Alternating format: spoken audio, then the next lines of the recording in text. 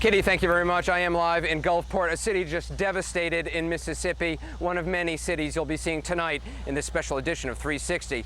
It is 7 p.m. on the East Coast, 6 p.m. here in Gulfport, and 4 p.m. in the West. 360 starts now. Hundreds feared dead in Mississippi. Shreds of cities remain. Hurricane Katrina spares nothing. We watched houses just disappear. You know, the water level get up over the roof, and then when the water receded, the houses just weren't there anymore. Tonight, we're live from Gulfport, Mississippi, ground zero for Katrina.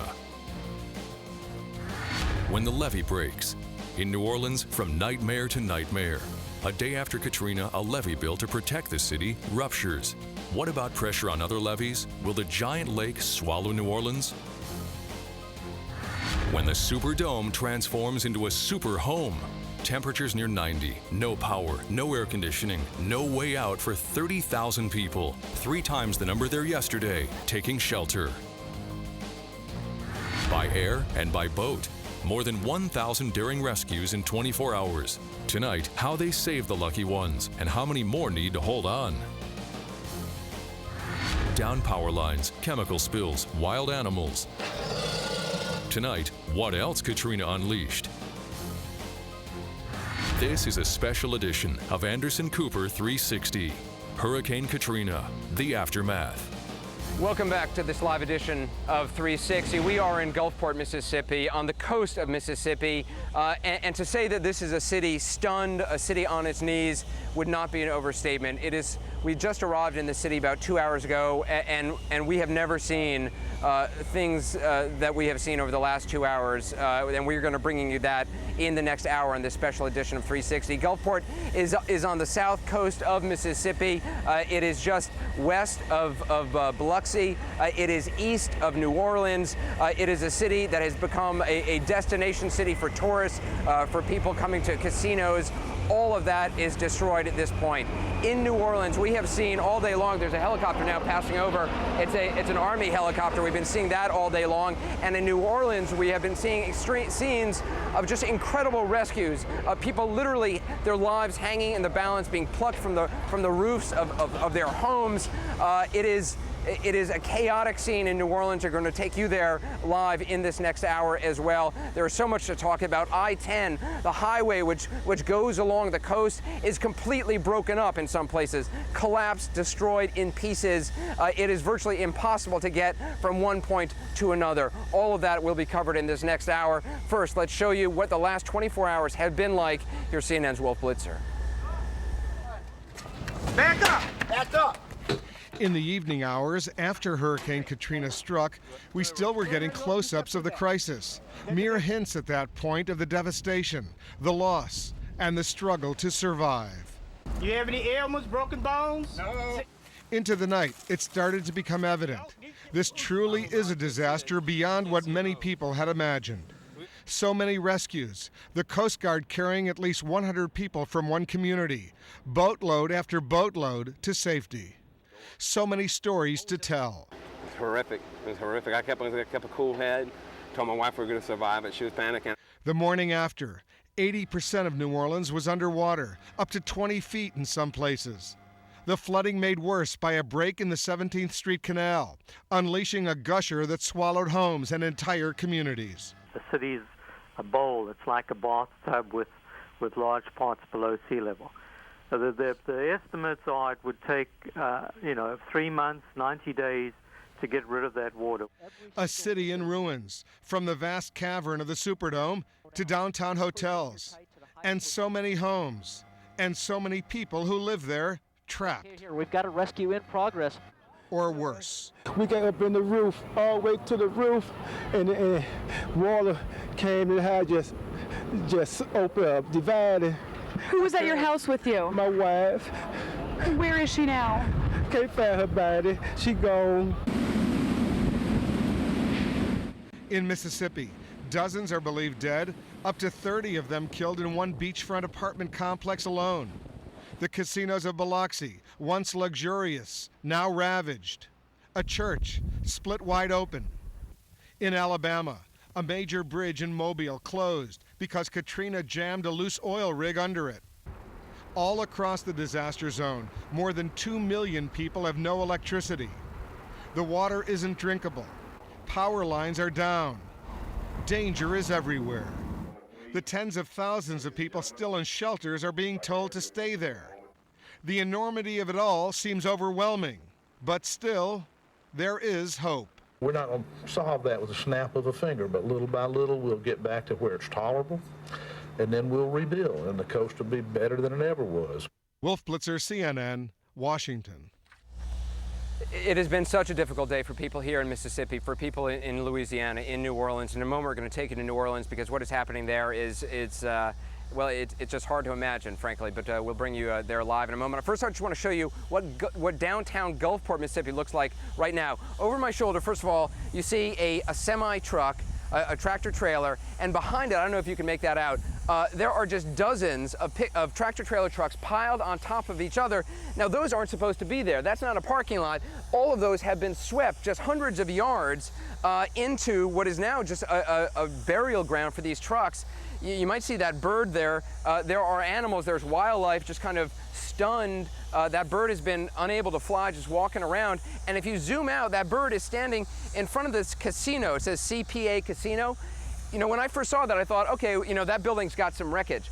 Let me tell you, that building was not there 48 hours ago. That building was about half a mile or so to the east. That has been picked up by this storm and deposited over there, intact. It is an extraordinary sight that is simply hard to wrap your mind around.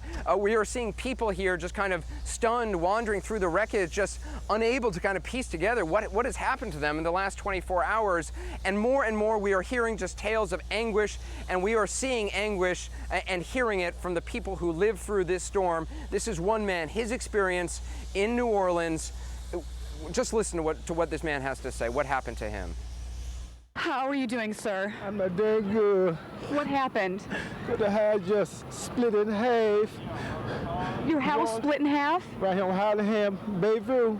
Back, you know, we got up in the roof, all the way to the roof, and water came, and the house just opened up, divided.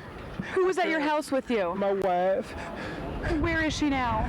Can't find her body. She gone. You can't find your wife? Oh, she told me, she told me, I tried.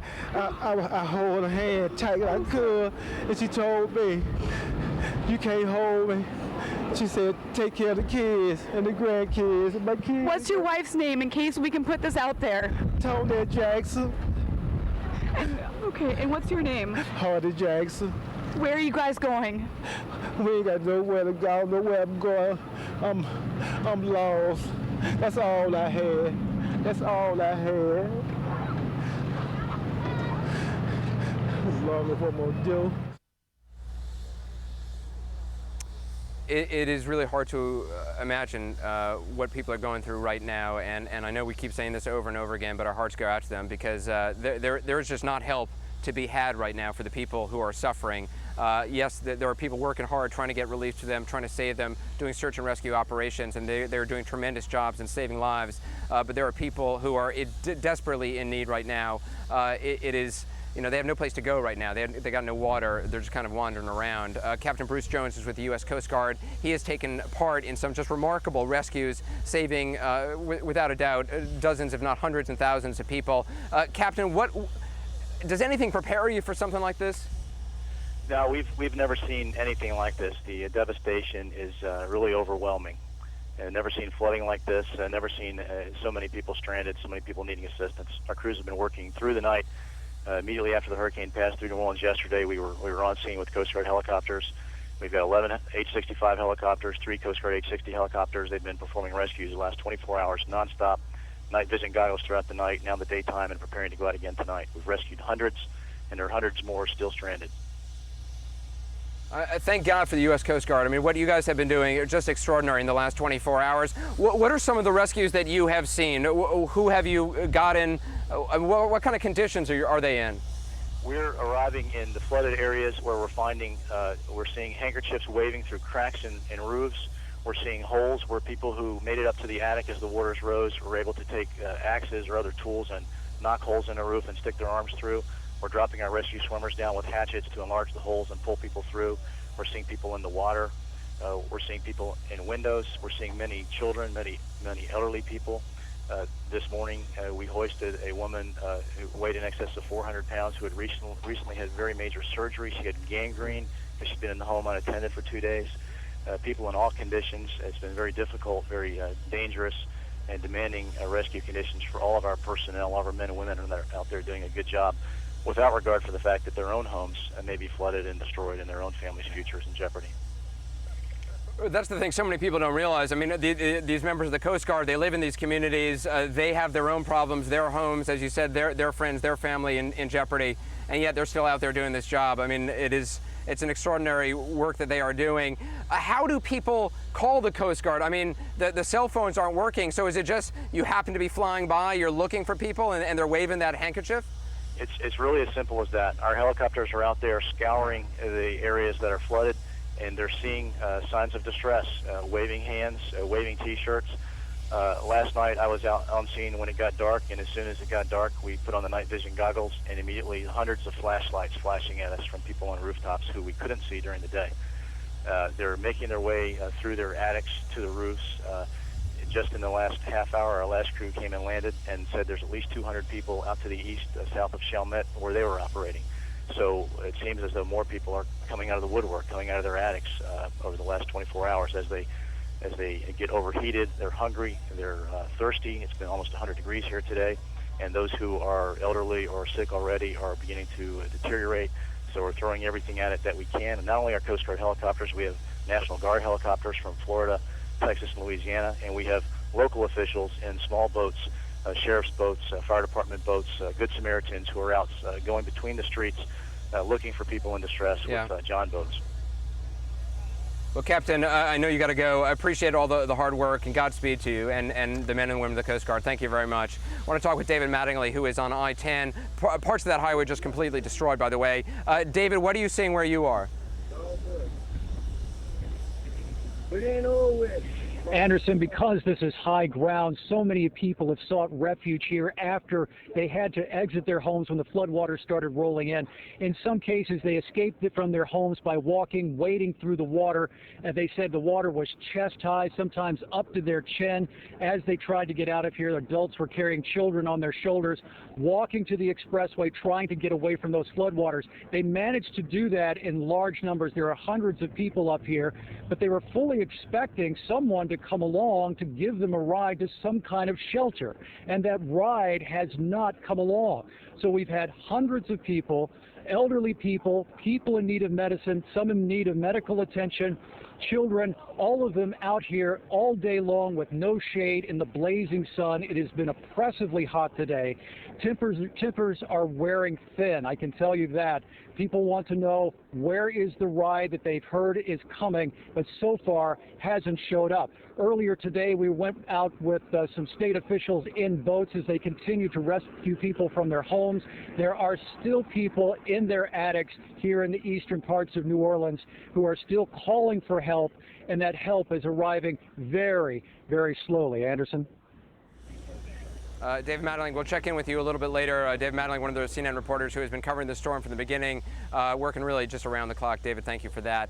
We're getting a lot of emails, thousands of emails from viewers asking how they can help. If you would like to help in any way, we're putting some numbers on the screen, some organizations that are doing work here. You can also go to the CNN webpage, CNN.com, for more information on who is working here, what groups are working here, what they're doing, and if you want to help them in any way, you can. I also just want to show you something just very briefly over my shoulder, but as this light is going down, there is a Dole truck, pickup truck, one of the many, well, no, it's not a pickup, it's a tractor trailer that has just slammed into a hotel about 100 feet from here. It just shows you the force of this storm, and it's so surreal in Gulfport right now. I mean, you see these images of things you don't expect. I mean, a truck in the lobby of a hotel. We're also seeing all these, well, we all know about the levees in New Orleans, which have been a major point of concern, trying to keep that water out. Water continues to come in, flooding New Orleans. It's just getting worse, as a matter of fact, right now. It's not getting better. We're going to talk about that a little bit later on after this break. We're also going to show you some of the animals affected by this storm. There are thousands of them. No doubt many have been killed. There are snakes here in the water. There are birds are walking around. There are even seals which have been left in parking lots. We'll have their story when we return. I've got family all around, and maybe they're seeing this and I'm okay, but I can't get out, call anybody. There's no way to let anybody know that, you know, I'm okay. But yeah, we're fine. Everybody lost everything, but we're, I guess, pretty resilient. You know, we're going to make it and possibly move away from here. I don't know. Anderson Cooper 360 is brought to you by Bud Light. Fresh, smooth, real. Bud Light. It's all here.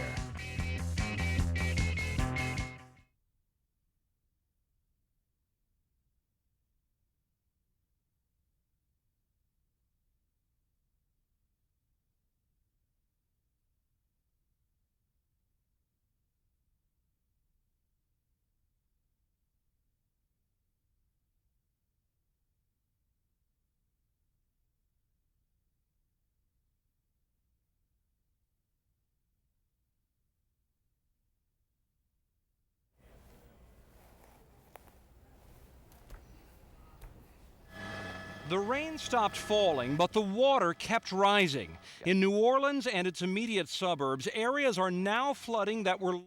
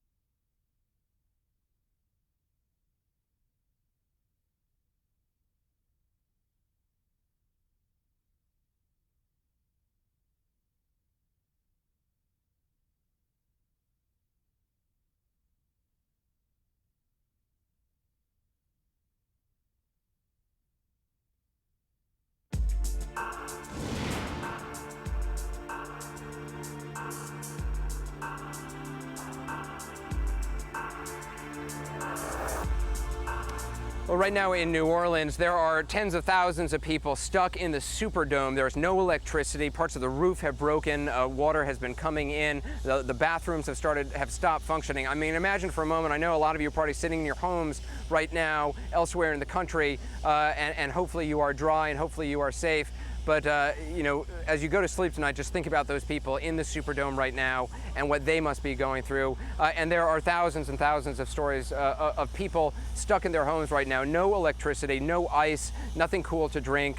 They don't know where to go. They don't know what to do. And they don't really have any information. And that's one of the things, and we keep hearing from people everywhere we go. I was in a Walmart earlier in the day, and people just come up to you at the Walmart, and they're like, have you heard about my town? Do you know what's happening in my town? And we don't know the information. You know, we just drove down here ourselves to see for ourselves what Gulfport was like, and I mean, there was no description that could have prepared us for what we have seen and what you're going to see over the course of the next hour. I want to talk, though, a little bit about New Orleans and what is happening there and the levees there. That is a city which is under sea level, as you all know by now. So the levees are key in protecting that city, and they have been for decades now. Levee broke yesterday. Another levee broke today. Water is still pouring into that city. It is just getting worse. Tom Foreman takes a look at the levees and how important they are. The rain stopped falling, but the water kept rising. In New Orleans and its immediate suburbs, areas are now flooding that were largely clear at the storm's height. The water is also, if we can take a look now, creeping up the sides of the buildings here. Earlier today, none of this was standing here, so it is continuing to rise. To understand why at least 2 of the levees around the city have failed, think of New Orleans as a fortress, protected against water on all sides by walls, levees, which are large earthen dams. Officials say the first failure, likely caused by water flowing over the levee and eroding it, happened on a boat canal at the east end of town. That's a low-lying area, so that flooding was contained. The second levee failed in the same way. However, it was on a drainage canal in the north, near Lake Pontchartrain. This is critical. A side view of the city with the lake on the right, the Mississippi River on the left, shows almost the entire town is below lake level. So unless the levee is plugged, water will flow until its level in much of the city is the same as the level of the lake. Only a small part of the French Quarter, which is at a higher level, and other areas with natural protection might stay dry. But right now, our first primary emphasis is try to get that closure so we can stop the water flow and so we can start getting the water out of the city. Do you have any idea how long that'll take? Don't have any idea. Days, weeks? Don't have any idea. For now, officials say until the levees are fixed and the massive pumps that failed during the storm are restarted, the water is going nowhere. Big difference here between New Orleans and any other city in this country. In most other cities, drainage systems are set up so that naturally, if you leave water alone, it wants to leave town. It flows downhill and goes somewhere else. New Orleans is downhill. Without the pumps working, without the levees fixed, the water will just sit there. A health hazard, a menace to travel, a problem in every single way. These are top priorities right now. They're trying to figure out how to do it in a place where you can barely move and you can barely get information. Anderson? Yeah, Tom, the information is such a hard thing to get. I appreciate that report. And Tom brings up a good point, which is the health hazards of this water.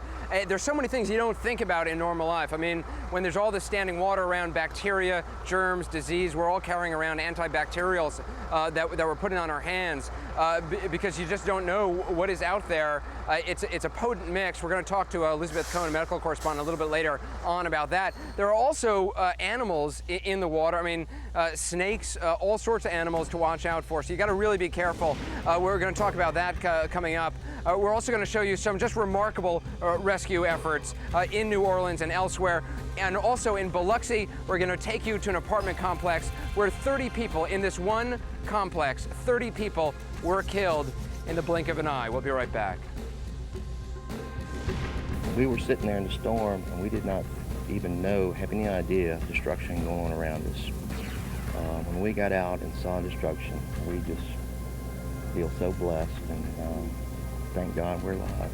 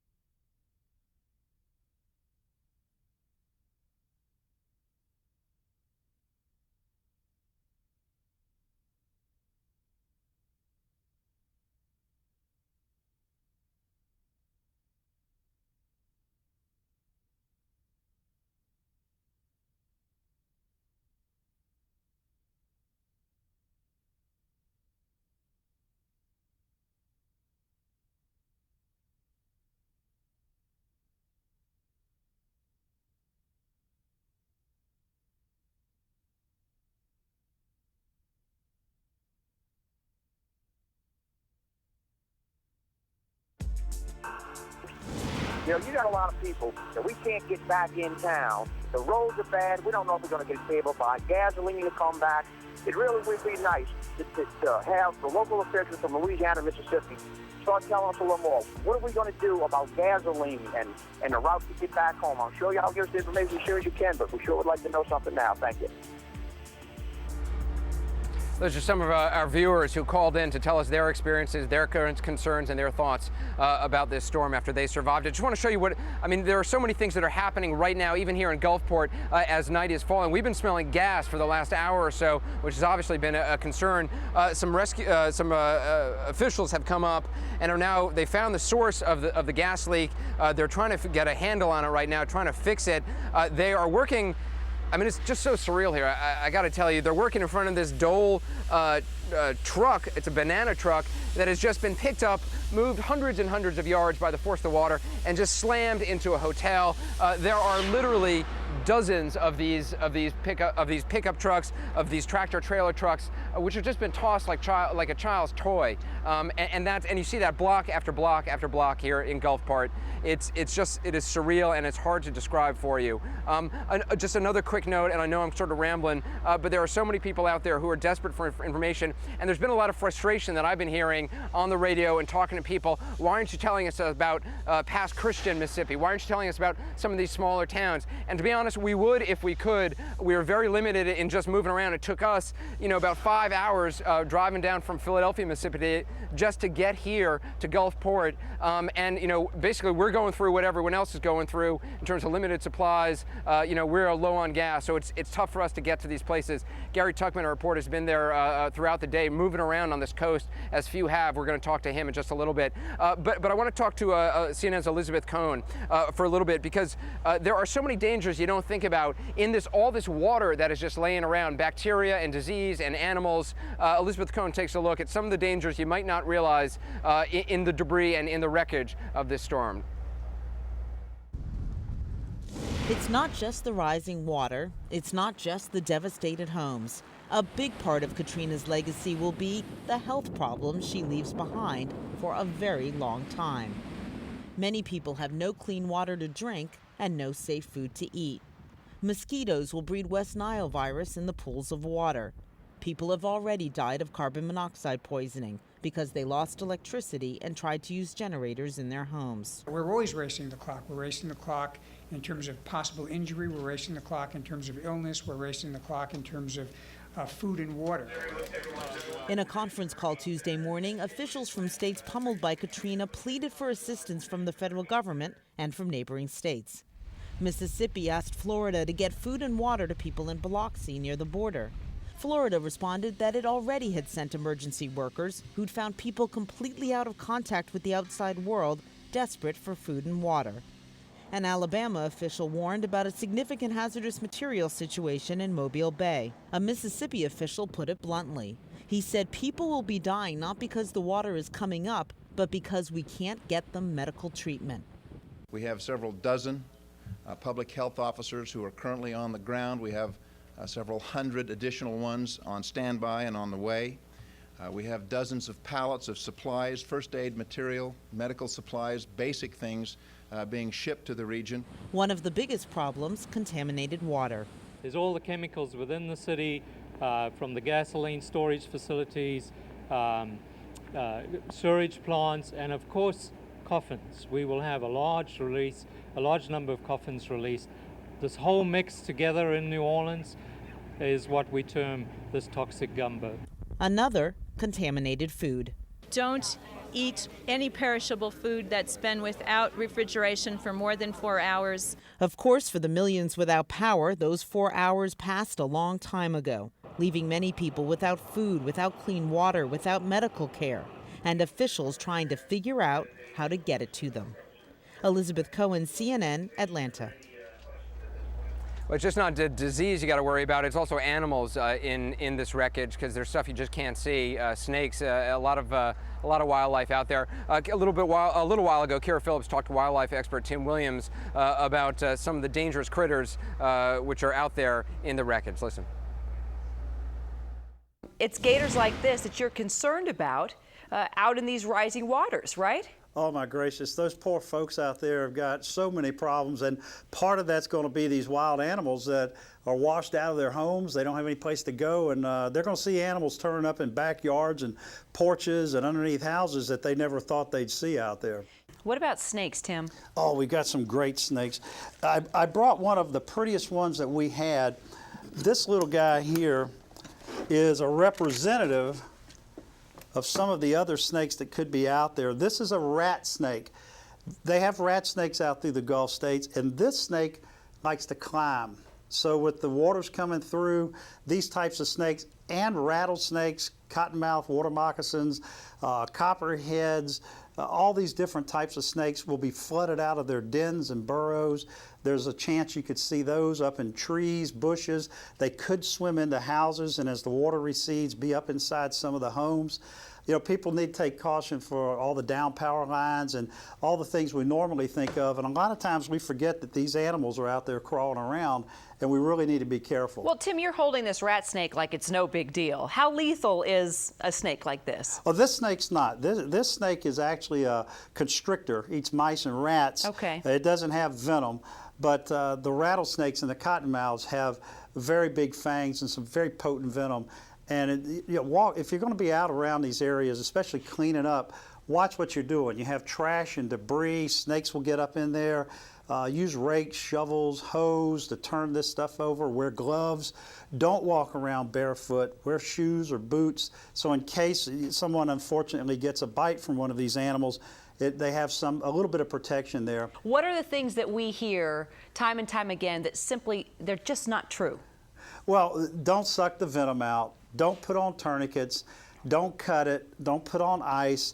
The best thing to do is seek professional medical attention as quickly as you can. It's not just gators, it's not just snakes. There are other animals out there too, right, that individuals need to be aware of. Yeah, they're going to find raccoons and possums and nutria and skunks and fox and all kinds of animals running around. Again, hurt, injured, displaced, lost, hungry. So be very, very cautious of these animals and just leave the things alone and let things as quickly as can get back to normal. Yeah, if those people have so much to worry about, this is just one more thing. Our hearts go out to them. We know what they went through down here in Florida, and it wasn't as bad as what they're having right now, and we really, really have our thoughts and prayers with all those folks out there. Well, they certainly do. We came across an animal a little bit a while ago, a seal, just here in Gulfport, just about 100 yards from where I'm standing right now. I mean, just one of those surreal things you see. The seal has been there since the storm. It was basically carried out on the water from this marina, from this sort of animal park, seal park, that's about half a mile away or so, and it was left in this parking lot all day long. People have been trying to save this animal, pouring water on it, trying to keep it hydrated. We'll tell you a little bit later on what is going on with the seal right now. A lot more ahead. Jonathan Freed is going to take you to an apartment complex in Biloxi, Mississippi, where 30 people in this one apartment complex were killed in the blink of an eye. We'll be right back.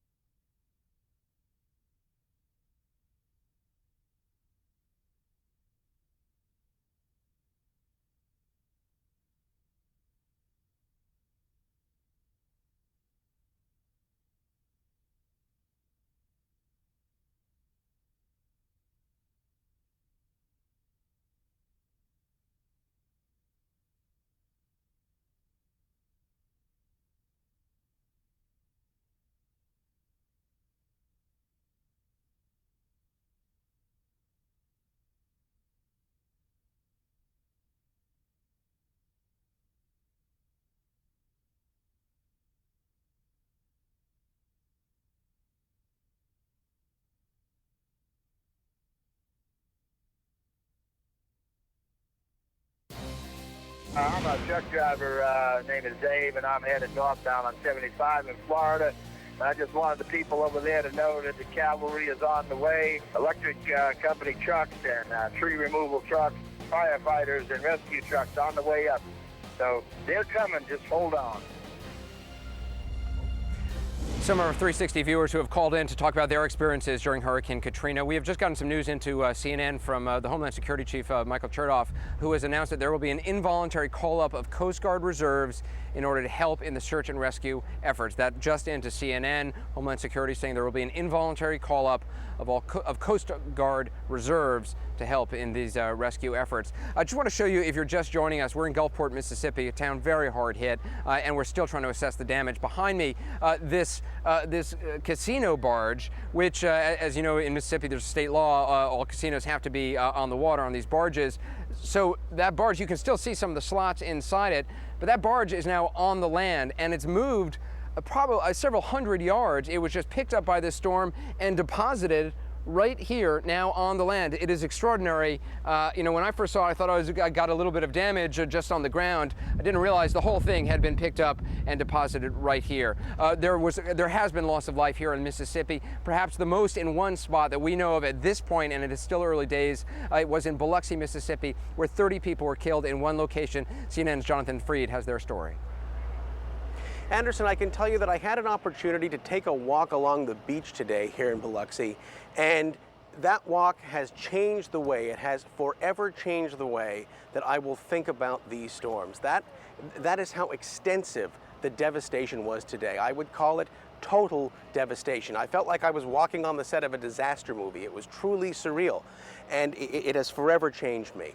We took a left turn and we came upon the apartment complex that you just spoke about, where we are told as many as 30 people could have been killed during the storm surge and the raging winds the other day. Now, the damage is so extensive, though, that officials are saying that that number could be higher as well. They say it could be lower. They think that they're comfortable with that roughly 30 figure. It could even be significantly larger for the general area of Biloxi as well. But so twisted was all of this wreckage, it's so difficult to distinguish what you're looking at, that they say it's going to be a long time for them to really properly comb through all of the debris to try to get a handle on who's missing, who is simply missing, for example, who actually got out of the way, and because of the problems we're having with communication and cell phones, Anderson, who's simply missing and who is actually dead. One of the things that I wanted to know, I was walking around and I kept asking myself, what did this look like when it happened? What was the nature of the force that could possibly do this? And I found myself asking, what did it sound like? Well, we had a chance to talk to a couple of the people who actually experienced it today, and I made some notes for you. They told me that the water was loaded with debris, so much wood from all the broken up homes, Anderson. They say that it looked like a moving and rolling floor, which it's such a vivid image, and I can see it. When you look at that debris, you can just see how the water could have been loaded with that. And when I asked them what it sounded like, some of them said it just sounded like a roar, and it just chilled them right to the bones, and they knew that they simply had to get out of the way, and that they had made a big mistake in deciding to stay. Anderson? Jonathan, have the families of the people who have died there, have they been notified? I mean, do we know their identities at this point? No, officials are not even going that far, and it's somewhat frustrating for us and it's frustrating for them. They want to give us more specific information, but because of the nature of the destruction, they say it's just too soon. I think they really need to start crunching data as much as sifting through debris to start matching up who's missing and who's just simply not around and unable to contact people to let them know that they're okay, and who's actually dead. That is just such a horrible thing. Jonathan Freed, we'll check in with you a little bit later on as our primetime coverage continues. Again, we are getting so many emails from viewers asking how they can help, what they can do, because I know sitting in your home, it's frustrating seeing all this and wanting to do something. You can check out, we're putting some information on the screen that might be able to give you some help on that. You can also check out our website, cnn.com. That'll have more information about what groups are doing work here and how you can help them in some ways. We have a lot more ahead, some remarkable search and rescue efforts that are still underway. We'll show you some of the efforts, people being plucked from their attics, from the roofs of their homes. A lot more ahead on this special edition of 360.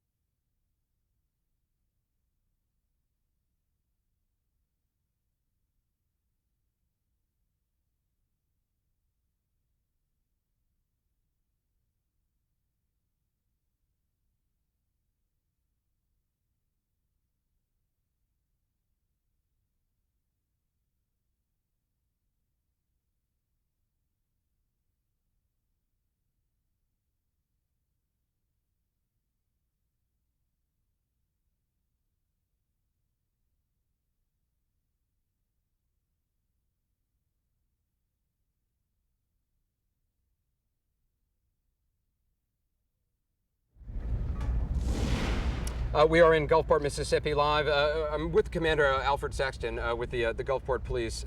What can you tell us about, what are the search and rescue operations going on right now? Basically, again, everything's being coordinated through our Harrison County Civil Defense and through emergency managements. They're out there, responding, trying to check areas. They have a plan in place to go across our area and to ensure that we still check every point that we can to ensure, the safety and the rescue of those individuals. There's so many people around the country, and especially Mississippi, watching this, wondering what's happened to their communities, to their loved ones. How do people find out information? The best thing is the media outlet. Y'all have been doing a good job getting out there, and unfortunately you've had to show the bad side to get the seriousness out there.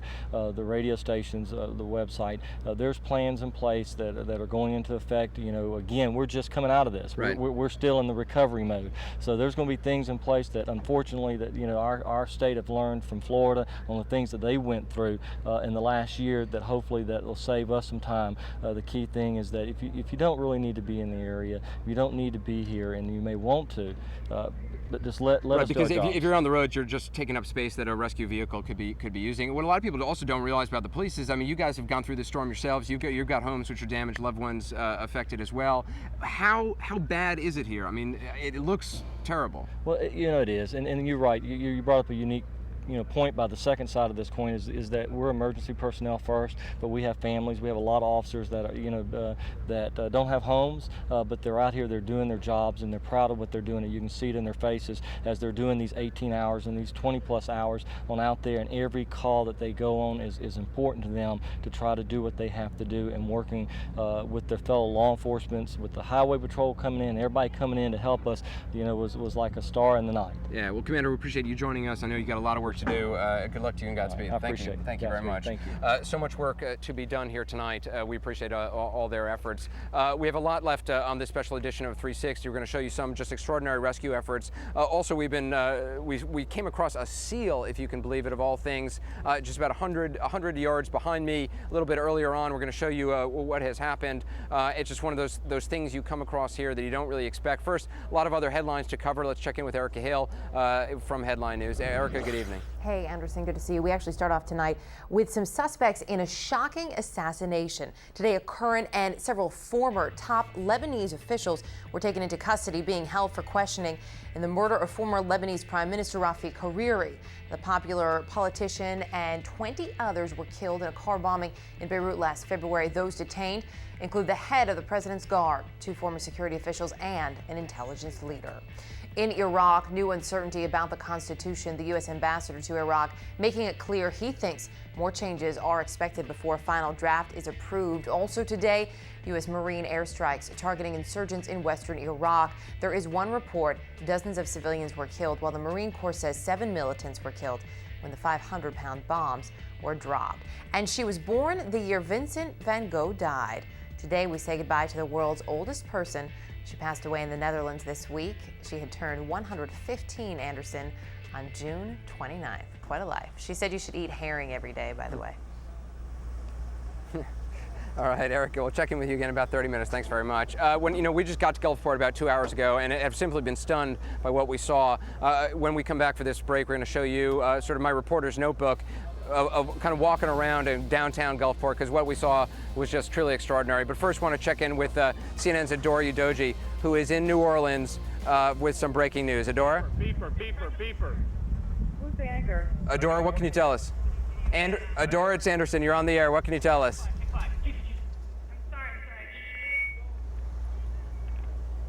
We're trying to get communication with Adora Udoji working out. Adora, this is Anderson. You're on the air. What can you tell us? Anderson, hello. Go ahead, Adora. What can you tell us?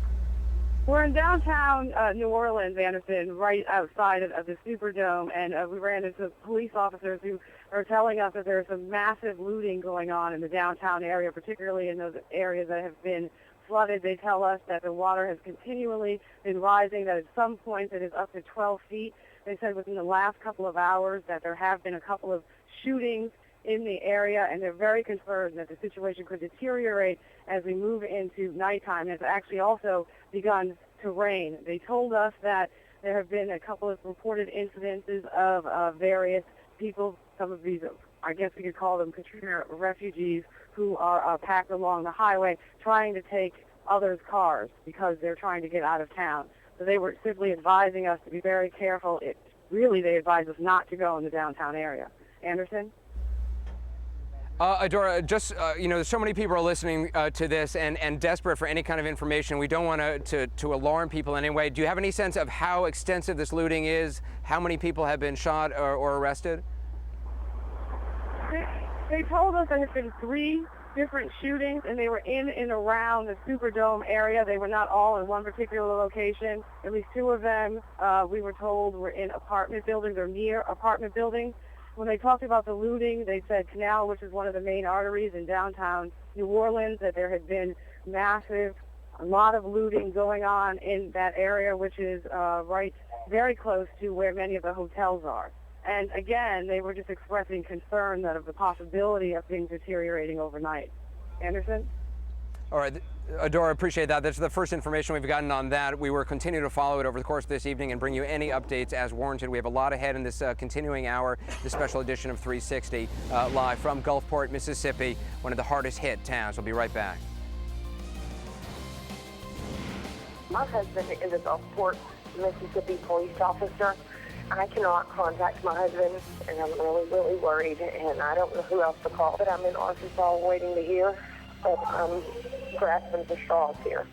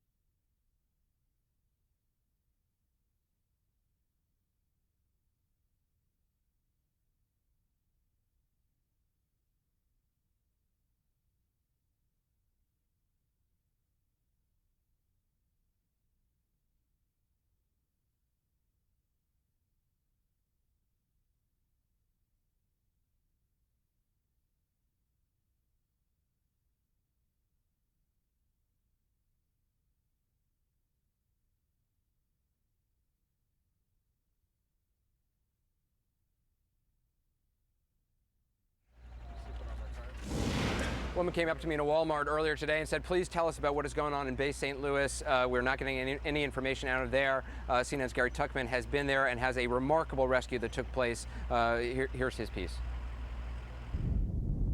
A small Mississippi town in ruins. Bay St. Louis, which suffered catastrophic damage from Hurricane Camille in 1969, was hit even harder this time. Nikki Nicholson moved here 2 years ago. Here's my dream. Yeah. I came here from New Orleans 2.5 years ago with a wonderful dream to have a B&B on the beach. And I did for a very short period of time. And Nikki, I can't even see where it was anymore. Where I was know. it? It was right here. This beautiful tree was in my front yard. Her bed and breakfast is now rubble, just like many of the homes and businesses on Main Street, just like the mile-long bridge, which is part of US 90 across the St. Louis Bay. Each of the stories is unique, but Nikki's is harrowing as well as lucky. This house had withstood Camille and withstood the huge one of 1947, and so I felt we were safe. I felt safe in the house. So she and 6 other people remained in the bed and breakfast, but a tidal surge came in, and then the house literally crumbled. While you were in it? While we were in it, crumbled, just crumbled. And that's where this tree comes into the story. The 7 were propelled by the storm surge to the tree. As the winds whipped and the torrents of rain fell, they grabbed onto a limb, literally for dear life. And we held on. It was amazing for almost 3 hours, and it just finally slowed down. But I mean, it was washing over our heads, One of the employees of the B&B, Kevin McNeil, was next to Nikki on the limb. So Nikki was here. You were where, Kevin? Right up here. You were right up up there, and the there. waves were hitting the branch. And what were you thinking? I started to pray a lot. I truly didn't know if we'd make it. I really didn't. I didn't. You must have been terrified. Absolutely. I was just trying to keep them calm. You know, and every once in a while we'd look at each other and touch, you know, a finger to each other, and It was stinging so bad, that rain. Oh, it was awful. Minutes later, 4 of the 7, including a couple in their 80s, lost their grips and floated away. The 3 left on the tree were despondent. Did you think you were going to die? Yeah. Yeah, I did. No doubt about it. No doubt about it. No doubt. But the water started to recede. Nikki and her friends were safe, and the 4 who floated away were later rescued. What were you thinking while that water was climbing the tree and you were on it? That I would be a little bit more religious. Have a little more faith. Have more faith. If you lived. Yeah, and my brother's a priest. He'll be very happy with that. Kevin hadn't been able to contact his nervous mother in Louisiana to say he was all right. We let him use our satellite telephone to do that. Love you. Love you. Bye. Bye. And Nikki is now mowing the future with her faithful friend Maddie the Scottish Terrier, who, by the way, was on that tree branch with Nikki. Unbelievable, Gary. Has anyone died do we know, has anyone died in that town? In Hancock County, where Bay St. Louis is, authorities are telling us they have had a number of deaths. They don't want to say the exact number, but what they're doing is they're putting red paint on the houses of those who have died. Most of those houses in the water, so they can go back and get the bodies with refrigerated trucks that aren't there just So yet. at this point, they're not even able to get the bodies out. They're just leaving them in the Gotten homes. some of them. They haven't been able to get all of them. So horrible. Gary Tuckman, thanks. Amazing reporting over the last 24 hours. Thanks very much. A lot ahead. We've been following the story of the seal who we found a couple hours ago in this parking lot. It has been swept hundreds of yards. It has not ended well for the seal. So many animals in need right now, and of course so many people desperately in need as well. We'll be right back.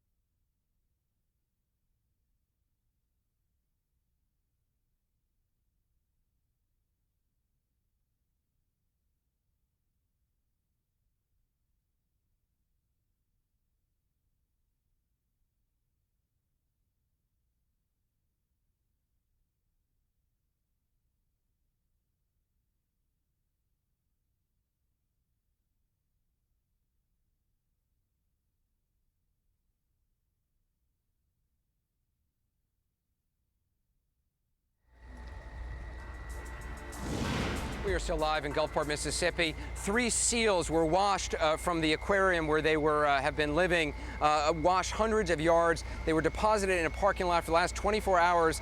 People have been trying to keep at least one of these seals alive. We found a woman pouring water over the seal. Sadly, we need to tell you that just in the last hour or so, police shot that seal to death. Twice in the head to put it out of its misery, because simply there was no place to bring that seal, nothing to do. So many animals in need, so many people in need. If you want to help in some way, here's how you can do it. On the screen, some information. You can also log onto the website, cnn.com, a lot more information. Our primetime coverage continues, though, of the aftermath of this disaster, as it will for several days now, with CNN's Paula Zahn. Paula?